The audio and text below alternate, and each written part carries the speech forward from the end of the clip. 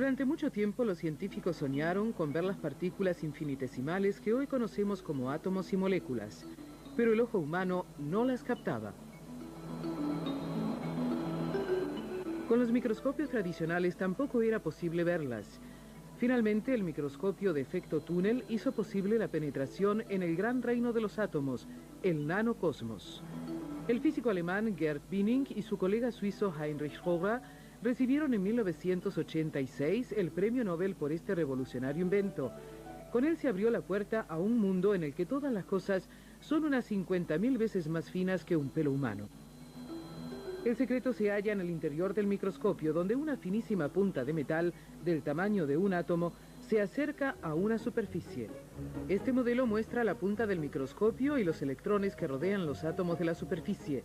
Cuanto más se acerca a la punta, más electrones captura. Los electrones entran en ella como si se tratara de un túnel. Cuando la punta alcanza la distancia correcta, empieza a palpar los átomos como lo hace un ciego al leer un texto escrito en braille. Las primeras imágenes del nanocosmos fueron obtenidas con este método. La sorpresa: no existen las superficies lisas. Los paisajes atómicos están compuestos siempre de colinas y montañas. Cuando vi los primeros átomos era tarde en la noche y yo estaba solo. Casi no lo podía creer. Me quedé pensando en eso durante semanas. Era increíble. Fue un shock tremendo que me impresionó profundamente. Creo que todavía siento un poco esa impresión. Todavía no alcanzo a comprender aquella experiencia. La sensación debe ser como la del primer hombre que vio la Tierra desde afuera. Es ver algo que nadie ha visto. Es difícil describirlo y casi imposible asimilarlo.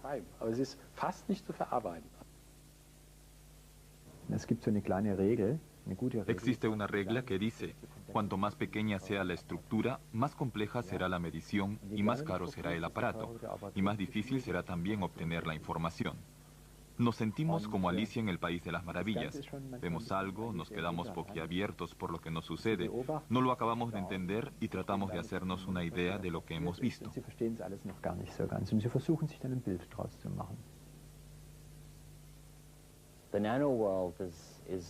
El nanocosmos es un mundo singular y bello. Es un mundo en el que todo puede ser absolutamente perfecto, en el que en lugar de granos o puntos, vemos bolitas dispuestas todas en un perfecto arreglo. Y cada una de estas bolitas es un átomo.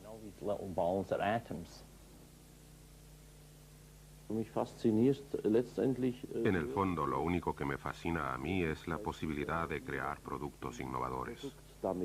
La nanotecnología es para nosotros una herramienta, un medio para conseguir un fin. Esta herramienta nos permite desarrollar materiales con nuevas funciones y lanzarlas al mercado.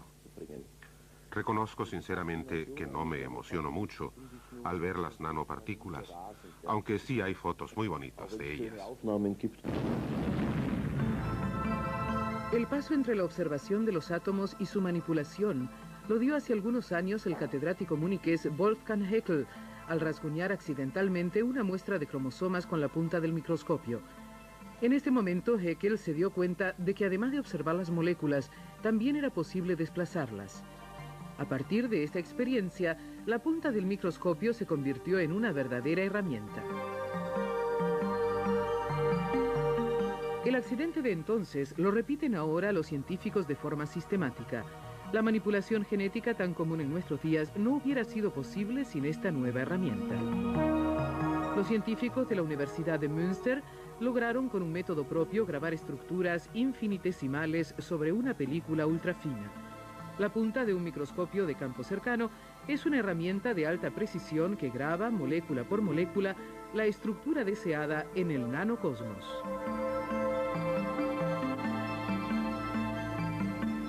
El desplazamiento calculado de los átomos individuales permite dominar el nanocosmos. Con ello empieza la era de la nanotecnología.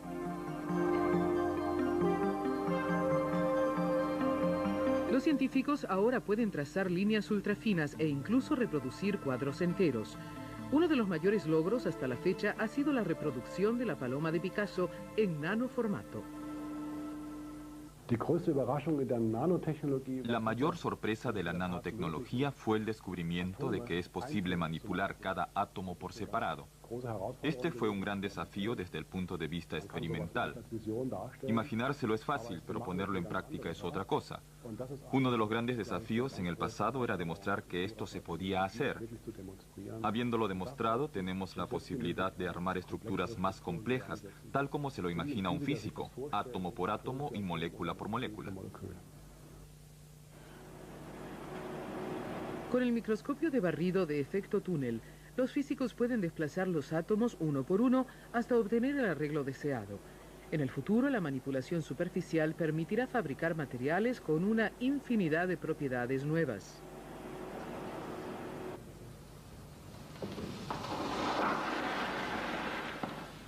Pero no solo los físicos, sino también los químicos verán pronto la realización de un sueño. Los alquimistas intentaron durante mucho tiempo obtener oro en sus laboratorios a partir de materiales muy sencillos, pero jamás descubrieron el secreto de las partículas infinitesimales.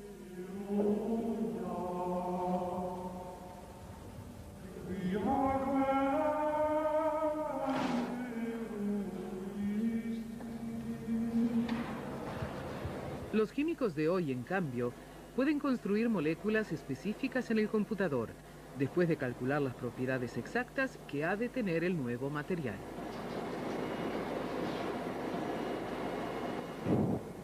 De 2 moléculas de naftalina, un producto común que se utiliza para combatir las polillas, se obtiene un material con propiedades totalmente nuevas.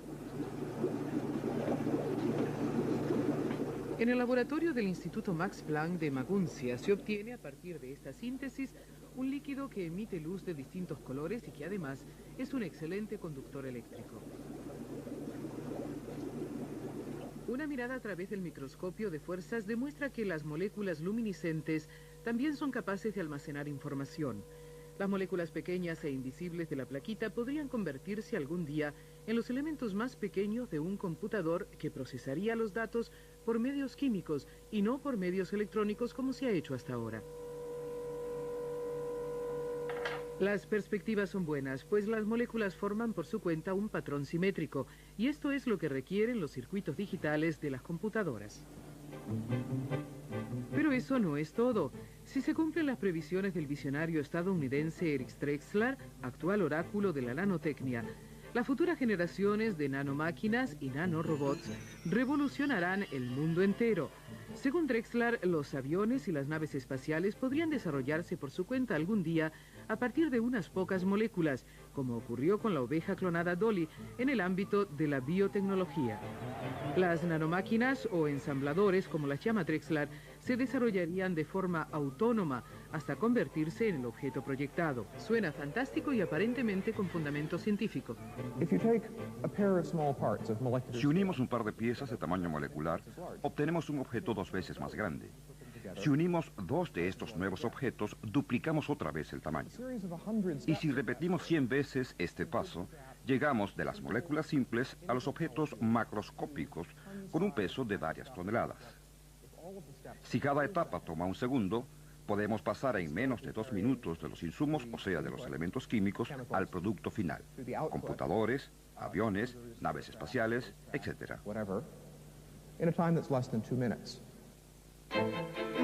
Según Drexler, este proceso podría desarrollarse en cualquier hogar. Al pulsar un botón, un programa de computador iniciaría el crecimiento ultra rápido de las moléculas.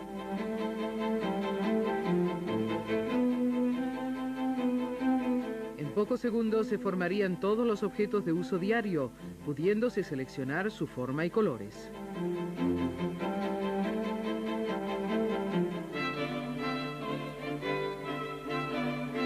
Drexler sugiere que en el futuro los muebles también podrían fabricarse de esta manera. La nanosíntesis permitiría prescindir de materias primas escasas, tales como la madera.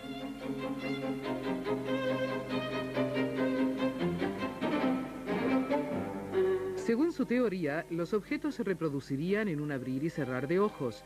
Gracias a ello podríamos estrenar cada día un juego de muebles y eliminar para siempre la basura, pues cualquier objeto podría transformarse en otro. El mundo científico no está convencido de que así será el futuro.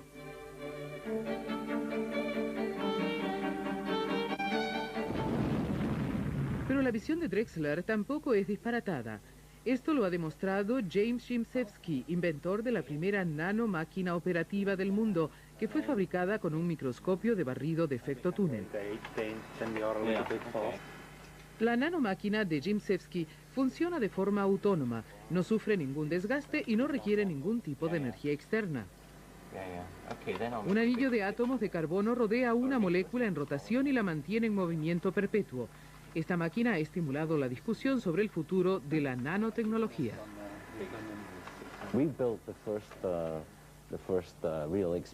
Nosotros hemos construido el primer ejemplar experimental de una máquina de este tipo. En cuanto al desarrollo futuro, no sé qué rumbo tomará. Las visiones del Dr. Drexler se basan ante todo en máquinas clásicas, como podría ser la caja diferencial. Esas son cosas que uno esperaría encontrar en un Mercedes-Benz, pero no sé si las máquinas moleculares tendrán justamente ese aspecto.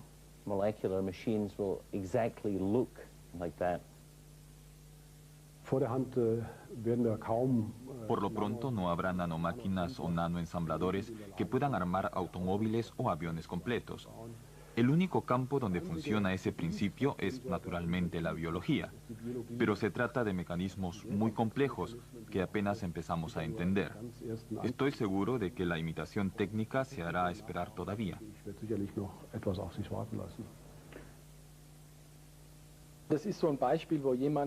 Lo que tenemos aquí es una persona que intenta predecir el futuro. A mí eso no me parece válido. El futuro se hace, no se prevé. Eso lo ha dicho mi amigo y colega Heinrich Rohrer, y creo que él tiene la razón. El futuro no se puede prever. El futuro hay que hacerlo. Aquello de plantearse todo lo que puede ocurrir es algo que le corresponde a la ciencia ficción, y la mayoría de sus previsiones incluso son correctas. Es por eso que la previsión del futuro dentro de la ciencia ficción funciona y tiene su validez, pero hay que distinguir claramente entre la ciencia ficción y la ciencia. La arena finísima de cuarzo contiene silicio, la materia fundamental que da vida a nuestras computadoras. Los microchips de silicio se han convertido en un motor de nuestra economía. La microelectrónica es ahora una industria clave. Pero pronto se habrán alcanzado los límites técnicos de la miniaturización. El tratamiento de datos y las aplicaciones de cálculo exigen una capacidad de proceso cada vez mayor. También en este ámbito, la nanotecnología es la palabra mágica del futuro. Los expertos calculan que en el año 2010, la industria informática invertirá entre 500 y 1.000 millones de dólares en aplicaciones nanotecnológicas. En el laboratorio de investigación de IBM, el equipo de Gerd Binning y Peter Fetchiga construyen el primer computador del mundo fundado en la nanotecnología. 1000 puntas de microscopio se desplazan como un 100 pies sobre una superficie de trabajo de solo 3 milímetros cuadrados. Cuando las puntas tocan la superficie del chip, los átomos se iluminan, como vemos en este experimento.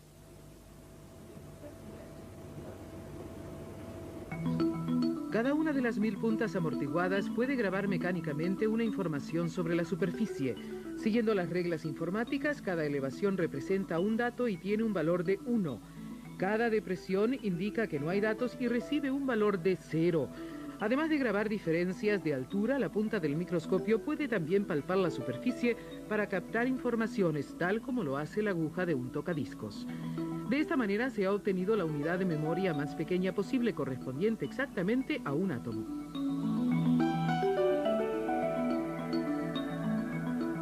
Si el 100 pies ejecuta correctamente todas sus funciones, se habrá alcanzado muy pronto el objetivo previsto.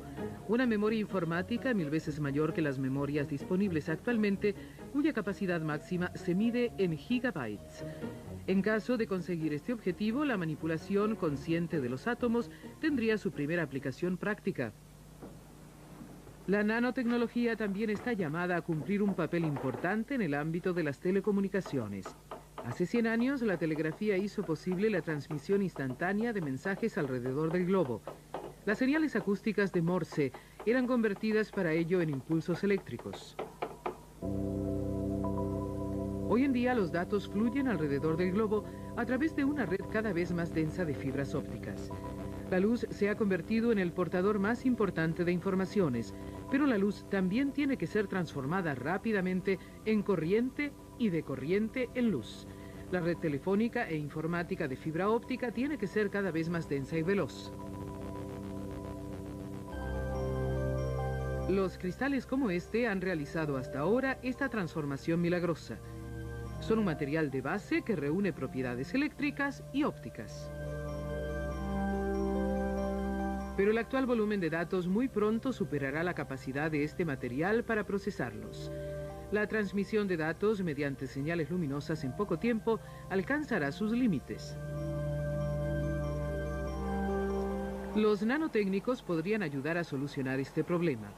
El equipo de investigación del catedrático Dieter Wimberg de la Universidad Técnica de Berlín ha descubierto un principio revolucionario al combinar dos sustancias que, según las leyes de la física, tendrían que ser incompatibles. Este tubo contiene una de ellas en estado gaseoso.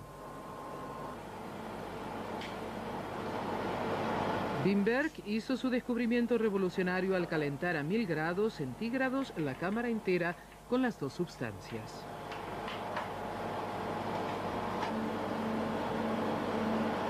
El gas en el tubo, al calentarse, forma un chorro de moléculas que bombardea la superficie. Cuando esto ocurre, se forman pequeñas pirámides cuyo tamaño es exactamente 10.000 millones de veces menor que el de las pirámides de Gizeh en Egipto.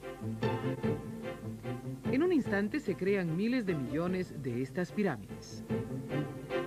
Al excitarlas con una corriente eléctrica, encierran primero los electrones y luego los entregan otra vez en forma de luz. Cada una de estas pirámides mide 10 nanómetros. Conjuntamente, las pirámides emiten un rayo hasta 1000 veces más pequeño y rápido que los rayos láser empleados hoy en los lectores de disco compacto.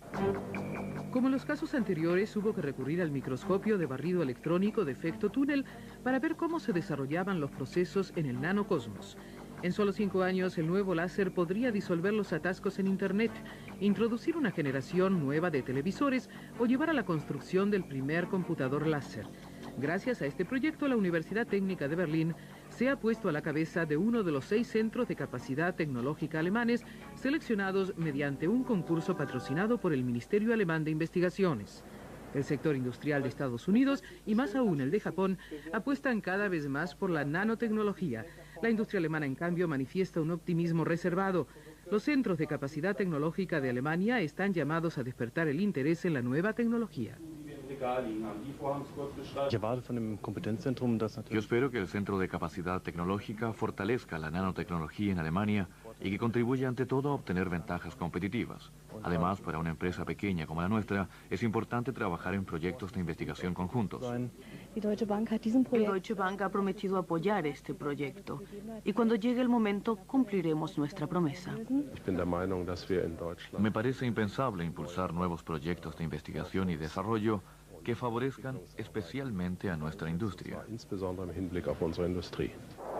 Una aplicación futura de la nanotecnología es la elaboración de materiales con propiedades totalmente nuevas. El Instituto de Nuevos Materiales de Saarbrück es otro de los centros de capacidad tecnológica de Alemania y es líder europeo en este ámbito. La especialidad del instituto es mezclar líquidos en los cuales las moléculas más ínfimas, las llamadas nanopartículas, llevan a cabo verdaderos milagros. En el recubrimiento del vidrio especialmente se obtienen efectos variados y hasta ahora desconocidos. En la fábrica del instituto se elabora por vez primera placas de vidrio de los tonos más variados mediante la aplicación de capas invisibles tan finas como una molécula.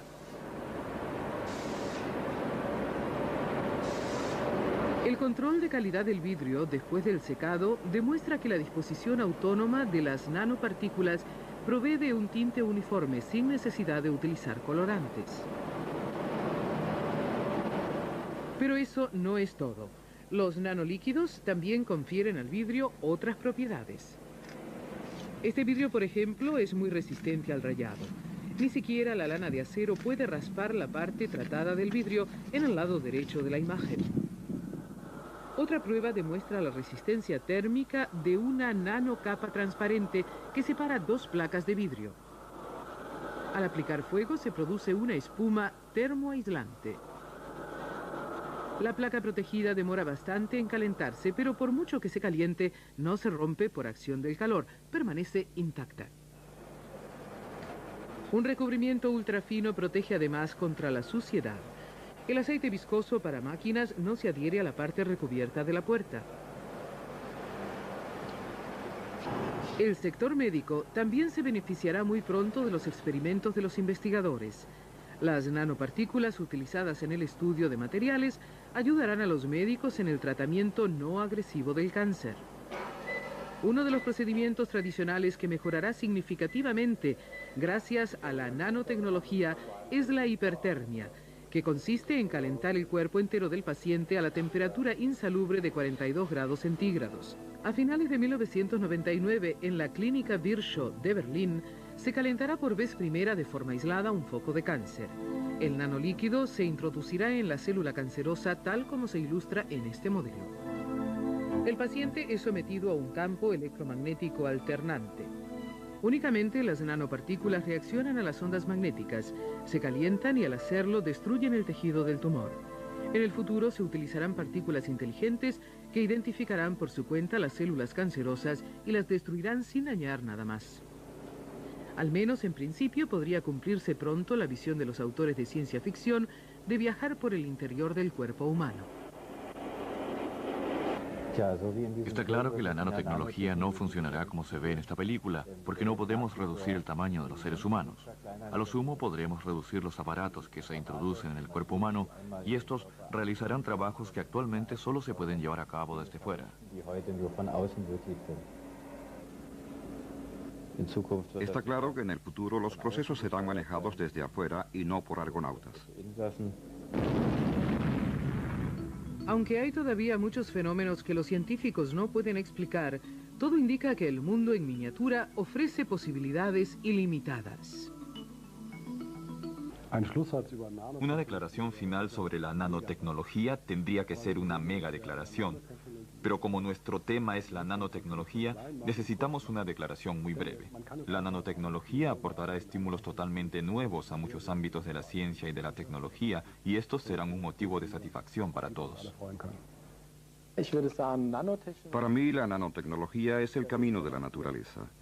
Nosotros también andaremos por este camino, pero nuestra forma de andar será muy distinta a la de la naturaleza, y de nuestras andanzas saldrán cosas con las que hoy solo podemos soñar. Podríamos citar aquí al escritor alemán Gotthold Ephraim Lessing, quien dijo una vez, lo pequeño es bello.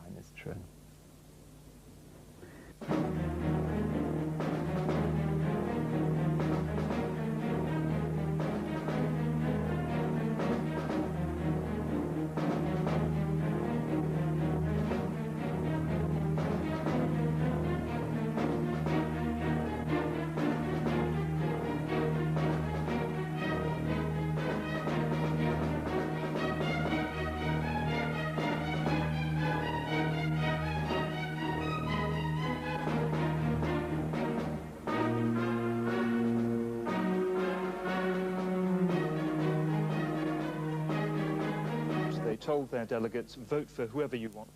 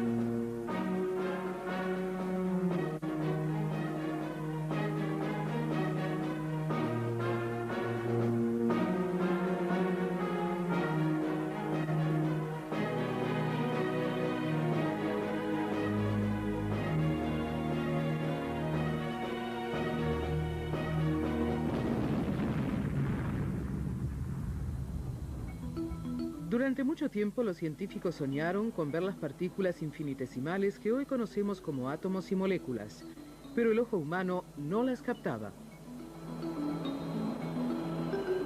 Con los microscopios tradicionales tampoco era posible verlas.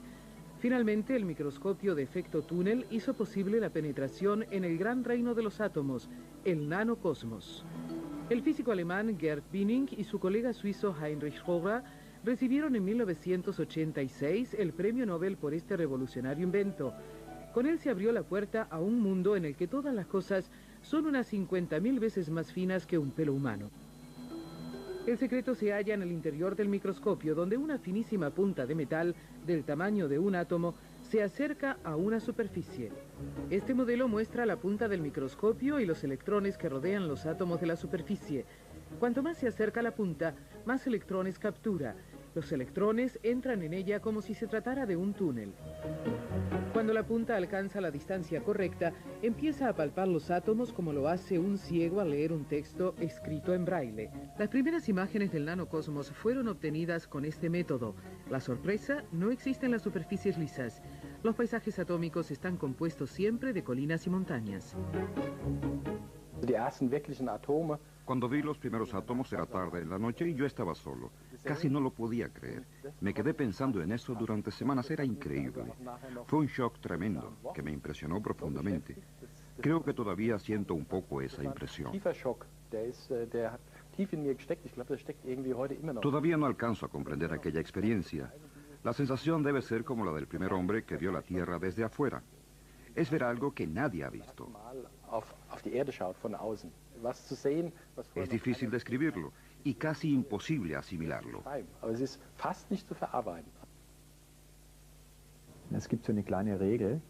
Existe una regla que dice: cuanto más pequeña sea la estructura, más compleja será la medición y más caro será el aparato, y más difícil será también obtener la información.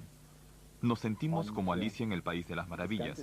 Vemos algo, nos quedamos boquiabiertos por lo que nos sucede, no lo acabamos de entender y tratamos de hacernos una idea de lo que hemos visto.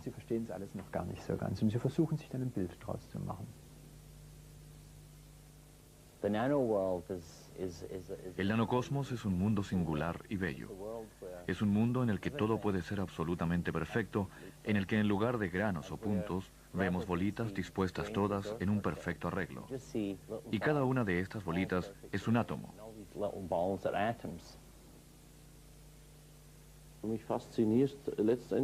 En el fondo, lo único que me fascina a mí es la posibilidad de crear productos innovadores. La nanotecnología es para nosotros una herramienta, un medio para conseguir un fin. Esta herramienta nos permite desarrollar materiales con nuevas funciones y lanzarlas al mercado. Reconozco sinceramente que no me emociono mucho al ver las nanopartículas, aunque sí hay fotos muy bonitas de ellas. El paso entre la observación de los átomos y su manipulación lo dio hace algunos años el catedrático muniqués Wolfgang Haeckel al rasguñar accidentalmente una muestra de cromosomas con la punta del microscopio. En este momento, Haeckel se dio cuenta de que además de observar las moléculas, también era posible desplazarlas. A partir de esta experiencia, la punta del microscopio se convirtió en una verdadera herramienta. El accidente de entonces lo repiten ahora los científicos de forma sistemática. La manipulación genética tan común en nuestros días no hubiera sido posible sin esta nueva herramienta. Los científicos de la Universidad de Münster lograron con un método propio grabar estructuras infinitesimales sobre una película ultrafina. La punta de un microscopio de campo cercano es una herramienta de alta precisión que graba, molécula por molécula, la estructura deseada en el nanocosmos.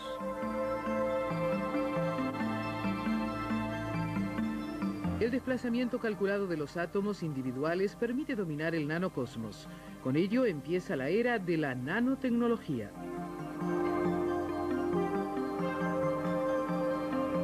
Los científicos ahora pueden trazar líneas ultrafinas e incluso reproducir cuadros enteros.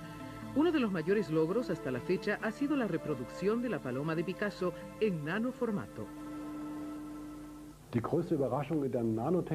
La mayor sorpresa de la nanotecnología fue el descubrimiento de que es posible manipular cada átomo por separado, Este fue un gran desafío desde el punto de vista experimental. Imaginárselo es fácil, pero ponerlo en práctica es otra cosa. Uno de los grandes desafíos en el pasado era demostrar que esto se podía hacer. Habiéndolo demostrado, tenemos la posibilidad de armar estructuras más complejas, tal como se lo imagina un físico, átomo por átomo y molécula por molécula. Con el microscopio de barrido de efecto túnel, los físicos pueden desplazar los átomos uno por uno hasta obtener el arreglo deseado. En el futuro, la manipulación superficial permitirá fabricar materiales con una infinidad de propiedades nuevas.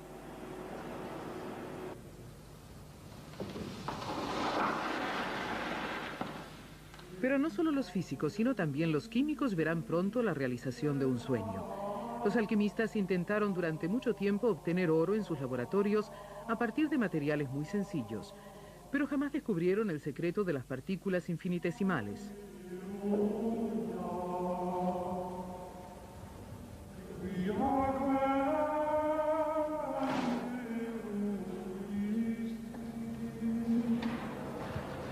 Los químicos de hoy, en cambio, pueden construir moléculas específicas en el computador, después de calcular las propiedades exactas que ha de tener el nuevo material.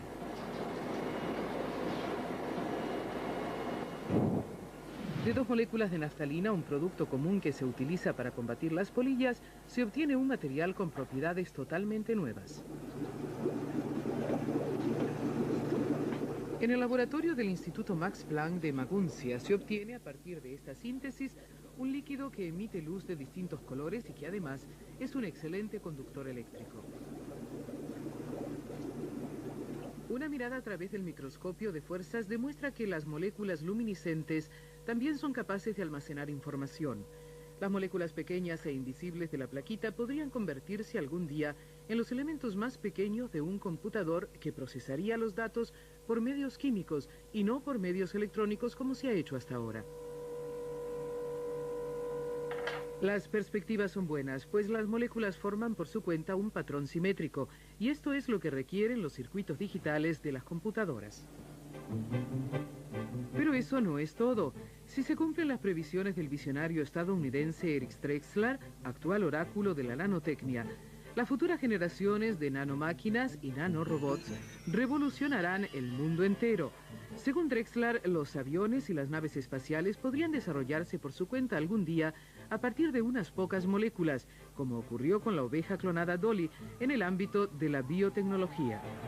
Las nanomáquinas o ensambladores, como las llama Drexler, se desarrollarían de forma autónoma hasta convertirse en el objeto proyectado. Suena fantástico y aparentemente con fundamento científico. Si unimos un par de piezas de tamaño molecular, obtenemos un objeto 2 veces más grande. Si unimos 2 de estos nuevos objetos, duplicamos otra vez el tamaño. Y si repetimos 100 veces este paso, llegamos de las moléculas simples a los objetos macroscópicos con un peso de varias toneladas. Si cada etapa toma un segundo, podemos pasar en menos de 2 minutos de los insumos, o sea, de los elementos químicos, al producto final.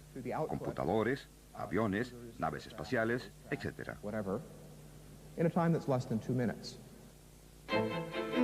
Según Drexler, este proceso podría desarrollarse en cualquier hogar.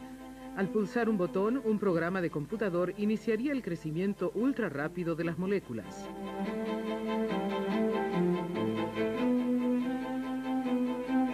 En pocos segundos se formarían todos los objetos de uso diario, pudiéndose seleccionar su forma y colores.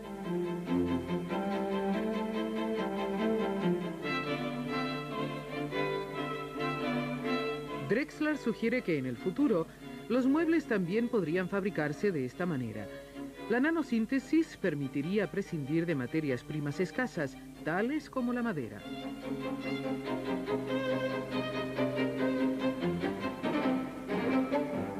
Según su teoría, los objetos se reproducirían en un abrir y cerrar de ojos. Gracias a ello podríamos estrenar cada día un juego de muebles y eliminar para siempre la basura, pues cualquier objeto podría transformarse en otro. El mundo científico no está convencido de que así será el futuro.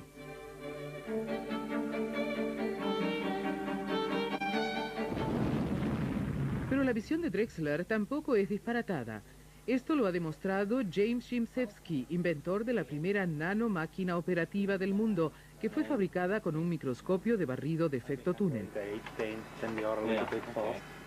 La nanomáquina de Gimsevsky funciona de forma autónoma, no sufre ningún desgaste y no requiere ningún tipo de energía externa. Un anillo de átomos de carbono rodea una molécula en rotación y la mantiene en movimiento perpetuo. Esta máquina ha estimulado la discusión sobre el futuro de la nanotecnología.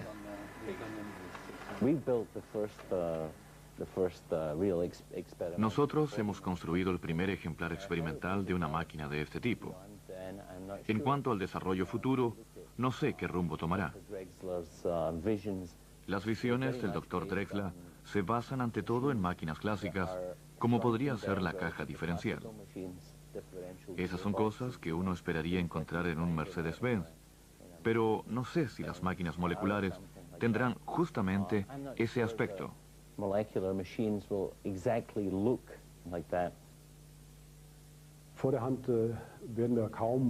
Por lo pronto no habrá nanomáquinas o nanoensambladores que puedan armar automóviles o aviones completos. El único campo donde funciona ese principio es naturalmente la biología, pero se trata de mecanismos muy complejos que apenas empezamos a entender. Estoy seguro de que la imitación técnica se hará esperar todavía.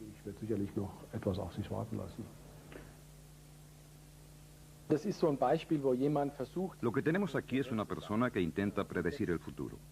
A mí eso no me parece válido. El futuro se hace, no se prevé. Eso lo ha dicho mi amigo y colega Heinrich Rohrer, y creo que él tiene la razón. El futuro no se puede prever. El futuro hay que hacerlo. Aquello de plantearse todo lo que puede ocurrir es algo que le corresponde a la ciencia ficción, y la mayoría de sus previsiones incluso son correctas. Es por eso que la previsión del futuro dentro de la ciencia ficción funciona y tiene su validez, pero hay que distinguir claramente entre la ciencia ficción y la ciencia. La arena finísima de cuarzo contiene silicio, la materia fundamental que da vida